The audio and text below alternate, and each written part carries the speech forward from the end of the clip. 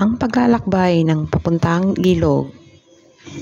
Itong video na to, matagal na to guys, nung nagbakasyon ako. So, gusto lang naming mamasyal, mag-asawa, para makapag-refresh. So, ang ganda dyan guys. Yun nga lang, masakit talaga sa paa kapag naglalakad ka kasi nga, puro nga bato at sobrang init at malayo mula sa lugar namin hanggang dyan sa may ilog, pero napaka-refresh, ang ganda ng surroundings niya. Talagang mawawala yung stress mo pansamantala.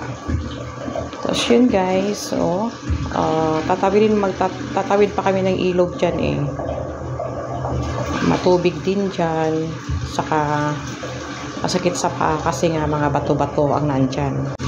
Kahit naglalakad kami ng ganyan, mahirap lakarin kasi nga mabato, pero nag-enjoy kami. Grabe, ang ganda. So, patuloy niyong panuorin guys hanggang matapos yung aking video. So, enjoy watching.